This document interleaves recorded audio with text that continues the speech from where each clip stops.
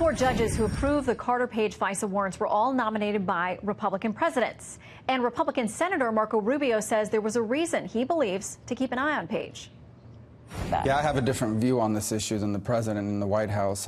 They did not spy on the campaign from anything and everything that I have seen. We have a guy here who's always in Russia, brags about Russia, and we have reason to believe, and they list those reasons why this is someone we should be watching, and they follow the legal process by which to do so. All right, let's bring in Congressman Matt Gaetz, a Florida Republican, another Florida Republican. Do you agree with your counterpart there on the Senate side, Marco Rubio? Well, I admire Marco Rubio a great deal. I used to work for him, but I take a different view for a few reasons. First, if Carter Page was truly engaging in these activities for years, why was there not surveillance of Carter Page for years? Obviously, this was a consequence of his involvement with the Trump campaign and the desire to collect surveillance on the Trump campaign. Second major problem, the government leads with the dossier. I'm a litigator. Every litigator knows you lead with your best evidence. But for the dossier, there never would have been the authority to spy on someone that's close to the campaign. Third major problem are the omissions.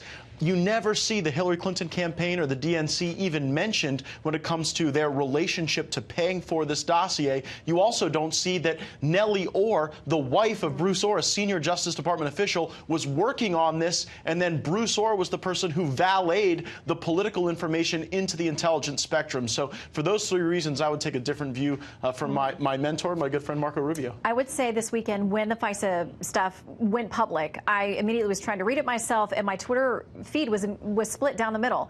On the left, they were claiming victory. On the right, they were claiming victory. Each side saying what they read there proved their points. I want to play a little bit more of what Congressman Schiff, the ranking member on House Intel on the Democrats, what he had to say tonight. Give you a chance to respond. This is a false, patently false, provably false statement, but not just by Nunes. Others signed off on it, too, like Trey Gowdy, and indeed the entire majority signed off on that Nunes memoranda. Patently false statements by you and others. Yeah, look, this FISA application has become like an ink blot test where Republicans and Democrats both look at it and see what they want to see. Let's start with an area where we should have broad bipartisan agreement. If a political party or a political candidate pays for opposition research, and that opposition research before a secret court with no adversarial attorney on the other side is the basis to go spy on someone, regardless of who it comes from, I think that should be disclosed. I think we should know that. And this vague reference to the fact that Christopher Steele didn't like Donald Trump is not sufficient to show the Democratic Party's involvement. So I think that is an area where we should find broad agreement. Now, Adam Schiff himself introduced legislation to have more transparency in the FISA court. He did that when Barack Obama was president. I introduced that exact same legislation in this Congress, and Adam Schiff won't even co-sponsor his own bill. It shows the extent to which there's far too much partisanship in how people are evaluating the facts. And if Democrats or Republicans come up with good ideas, we ought to be able to work together so that we don't see this happen in the future. I don't see it happening on this anytime soon.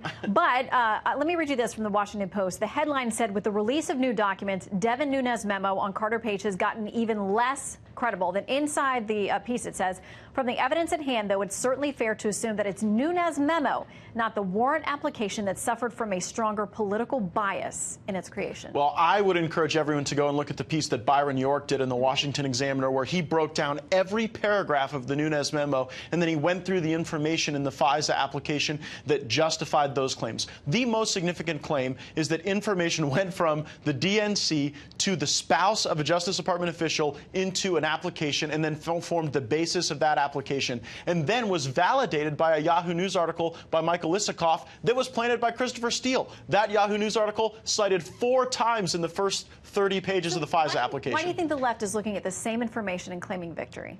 It's pretty bizarre to me. Again, I think that unfortunately we're at a place in our country where we can only view things through the lens of Trump. If you're for Trump, you think one way. Against Trump, you think the other way. I think we need broader transparency throughout this process. I know Adam Schiff believes the same thing because he filed the bill to do it, but now he won't back his own legislation. Very bizarre. I would say the Byron York piece is a very good read. If you want to go, like you said, paragraph by paragraph of Chairman Nunes' memo and compare that against what we see in the FISA documents, there's a ton that's redacted that we just can't know.